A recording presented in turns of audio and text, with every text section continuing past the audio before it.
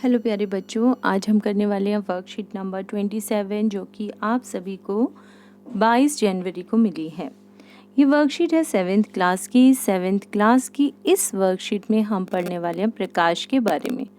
प्रकाश शब्द आते ही हमारे मन में सबसे पहला शब्द जो आता है वो है सूर्य। सूर्य को आप सबने देखा है, सूरज का प्रकाश देखा है। यहाँ तक कि हमने ड्राइंग्स में भी सूरज बनाया है, तो हम ऐसे बनाते हैं, है ना, ऐसे ही बनाते हैं सूरज। ओके, मोमबत्ती दिखाते हैं, मोमबत्ती के अंदर भी हम जब लो दिखाते हैं उसके आसपास भी हम सूरज का प्रकाश ऐसे बनाते हैं। हम ऐसे नहीं दिखाते कि सूरज का प्रकाश ऐसे जा रहा है, मोमबत्ती का प्रकाश ऐसे जा रहा है, ऐसे नहीं जाता ना, हम सीधी रेखा में उसको दिखाते हैं। तो आज हम पढ़ने वाले हैं प्रकाश के परावर्तन के बारे में। अच्छा, अभी तक हमने जो पढ़ा था वो देखा था प्रकाश सीधी रेखा में जाता है क्योंकि यह एक मुड़े हुए पाइप से गुजर नहीं सकता। ये हमने पहली वर्कशीट में देखा था कि कैसे एक बच्चे ने अपनी टीचर से क्वेश्चन किया था और उसकी टीचर ने उसे 2 पाइप दिए थे। एक पाइप जो बिल्कुल सीधा था, दूसरा पाइप जो थोड़ा सा मुड़ा हुआ था। तब उसने देखा कि जो सीधा पाइप था उसमें से प्रकाश आराम से चला गया। मतलब अगर हम सीधे पाइप में से कुछ देखते हैं तो हमें सामने वाली वस्तु दिखाई दे रही होती है। यहीं अगर पाइप मुड़ा हुआ होता है बीच में से या कहीं से भी, तो हमें सामने कुछ भी दिखाई नहीं देता है। अब क्या होता है, अगर प्रकाश किसी पॉलिश किए हुए या चमकदार सतह पर पड़ता है तो क्या होता है। आप सब ने अपने घर में चमकती हुई चीज़ें देखी होंगी, जैसे कि स्टेनलेस स्टील की चम्मच या स्टील की प्लेट। जब नई नई घर में आती है तो उसके अंदर आप लोगों ने अपना चेहरा ज़रूर देखा होगा ना। मैं भी अभी भी देखती हूँ बेटा वो। तो पानी की सतह भी देखी होगी, जैसे पानी के ऊपर ऐसे पानी भी शीशे की तरह काम करता है, ऐसा देखा होगा ना सबने।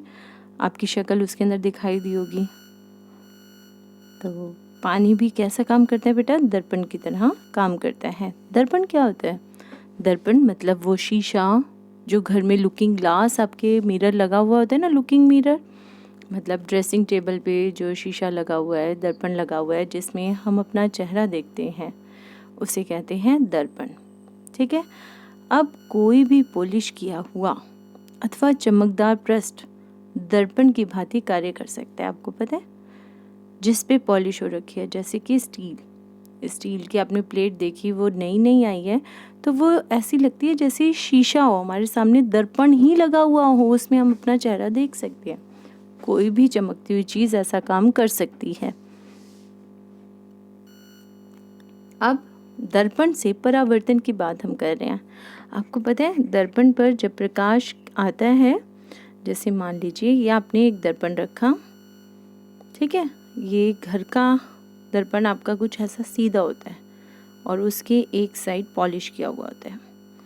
जब इस दर्पण पे बेटा प्रकाश की किरण गिरती है तो क्या होता है, ऐसे वो अपना मार्ग बदल देती है, टकरा के अपना मार्ग बदल देती है। इसे ही परावर्तन कहते हैं। तो दर्पण द्वारा प्रकाश की दिशा के परिवर्तन को प्रकाश का परावर्तन कहते हैं। प्रकाश की दिशा बदल जाती है, इसे हम परावर्तन कहते हैं। अच्छा, आपको घर में सारी वस्तुएं कैसे दिखाई देती हैं ये बताओ मुझे। हाँ, मोमबत्ती आपको दिखाई देती है जलती हुई, बिल्कुल, क्योंकि उसका प्रकाश है। सूर्य दिखाई देता है हमें, क्यों? क्योंकि उसका अपना प्रकाश है। Very good. और टॉर्च दिखाई देती है हमें। हाँ, बल्ब दिखाई देता है क्योंकि प्रकाश है उसका, वो प्रकाश फैला देती है अपना, है ना।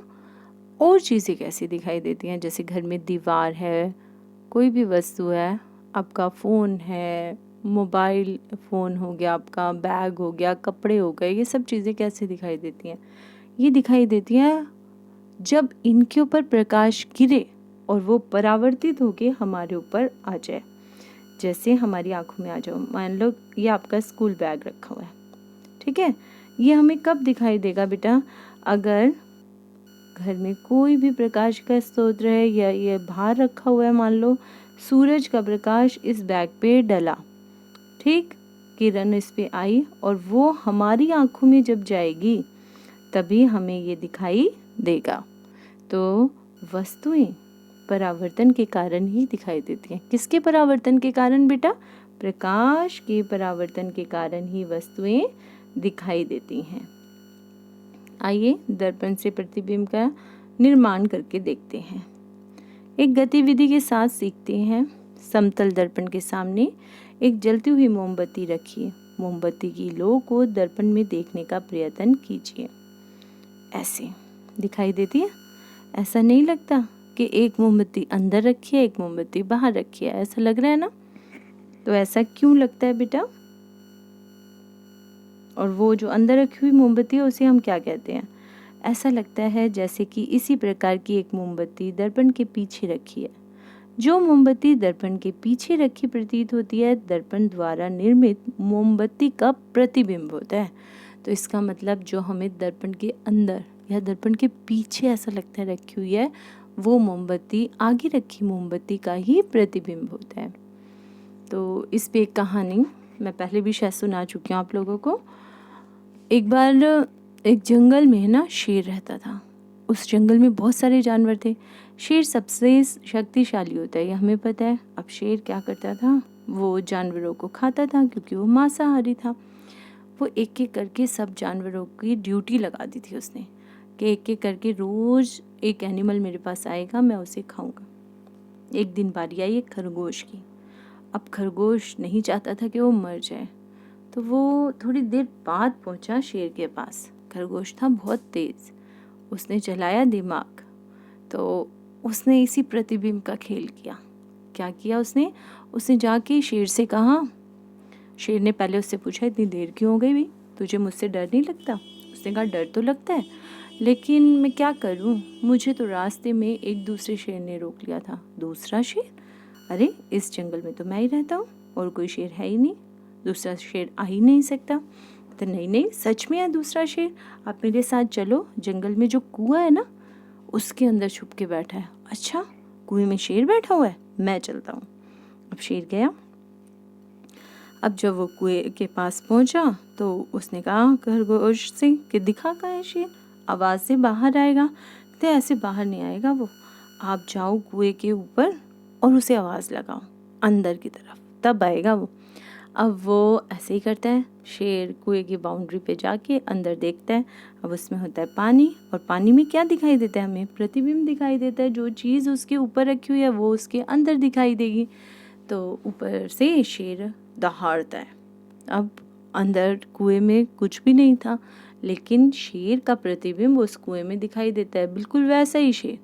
तो कहता है, कह तो खरगोश सही रहा है, मेरे जैसा, मेरे जितना बहादुर, उतना ही बड़ा शेर अंदर है। वो जोर से दहाड़ लगाता है तो उसकी आवाज़ गूंजती हुई बाहर आती है और उसे लगता है शेर अंदर कोई और भी बैठा हुआ है। आखिरकार शेर को गुस्सा आ जाता है और वो पानी में कूद जाता है। इस तरह से शेर तो मर जाता है और खरगोश बच जाता है। तो उसने कौन सी चीज़ अपनाई थी? उसने देखा कि पानी के अंदर तो प्रतिबिंब बनता है उसी चीज़ का जो उसके बाहर है। इसका मतलब हमें ये समझ आ गया कि कोई भी चिकनी सतह, इतनी चिकनी दर्पण जैसी हो, है ना, पॉलिश्ड हो, तो उसके अंदर हमें अपना ही प्रतिबिंब नज़र आ सकता है। ठीक है, और इस नियम को कहते हैं परावर्तन, प्रकाश का परावर्तन। अब ये जो समतल दर्पण से प्रतिबिंब बने, इसकी क्या विशेषता है, इसके बारे में पढ़ते हैं। देखो, जो समतल दर्पण से प्रतिबिंब बनते हैं, एक तो वो बनते हैं दर्पण के पीछे, सबसे पहला पॉइंट। दूसरा, ये सीधे होते हैं। जो प्रतिबिंब है वो बिल्कुल सीधा होगा। जैसे मान लो ये है आपके पास समतल दर्पण और इसके पास मैंने रख दी दो मोमबत्ती, मतलब एक मोमबत्ती, मान लो ये मोमबत्ती है। ठीक है, तो दर्पण के अंदर मुझे इतनी ही दूरी पर, जितनी दूरी पर ये है, इतनी ही दूरी पर इसी कलर की सेम मोमबत्ती मुझे दिखाई देगी, इतने ही साइज की। ठीक, तो प्रतिबिंब कहाँ बना? दर्पण के पीछे, बिल्कुल सीधा, वस्तु के साइज जितना, और जितना दर्पण से दूर वस्तु होगी उतनी ही दर्पण से दूर उसका प्रतिबिंब होगा। ये बात समझ आ गई सबको? तो प्रश्न उत्तर करते हैं। दैनिक जीवन में प्रयोग होने वाली चीज़ों के 3 उदाहरण लिखिए जो दर्पण की तरह काम करते हैं। तो अभी अभी हमने पढ़ा क्या क्या था बेटा, इसको मैं मार्क कर रही हूँ, आप लोग भी इसको मार्क कर लो और आंसर को लिख लो। तो आंसर में आपको लिखना है स्टेनलेस स्टील की चम्मच, चमकदार प्लेट ले लो, स्टील की चम्मच ले लो, चमकती हुई चम्मच लेना, पुरानी नहीं, पानी की सतह, ये सभी प्रकाश की दिशा को बदल सकती हैं, मतलब ये दर्पण की तरह कार्य करती हैं। ये 3 पॉइंट्स आपको लिखने हैं। दूसरा क्वेश्चन करेंगे, प्रकाश के परावर्तन से आप क्या समझते हैं? तो प्रकाश का परावर्तन मतलब दर्पण के द्वारा प्रकाश की दिशा के परिवर्तन को, प्रकाश की दिशा बदल गई, उसी को प्रकाश का परावर्तन कहते हैं। क्लियर? अगला देखो, समतल दर्पण द्वारा निर्मित प्रतिबिंब के 4 गुण लिखिए। तो हमने ये चारों गुण अभी करके चुके हैं, फिर दोबारा बता देती हूँ। प्रतिबिंब दर्पण के पीछे बनता है, नंबर 1, यह सीधा होता है, नंबर 2, वस्तु के साइज के समान होता है, नंबर 3। ठीक है, अलग अलग लाइन में लिखते जाना। और चौथा पॉइंट है, यह दर्पण से उतनी दूरी पर पीछे होता है जितना कि वस्तु दर्पण के सामने होती है। तो दोनों की दूरी बराबर होती है। नेक्स्ट क्वेश्चन करें बेटा। अगला क्वेश्चन है, वस्तुएं हमें कैसे दिखाई देती हैं? वस्तुएं जब दिखाई देती हैं जब उनसे प्रकाश आए, लेकिन जिसका अपना प्रकाश नहीं होता तो वो परावर्तन के कारण दिखाई देती हैं। वस्तुएं तभी दिखाई देती हैं जब प्रकाश उनसे परावर्तित होकर हमारी आंखों तक पहुंचता है। तो सभी बच्चों को प्रकाश बहुत अच्छे से समझ आ गया होगा, उम्मीद करती हूँ। नेक्स्ट वीडियो जल्दी ही डाल दूंगी। थैंक यू फॉर वॉचिंग बच्चों।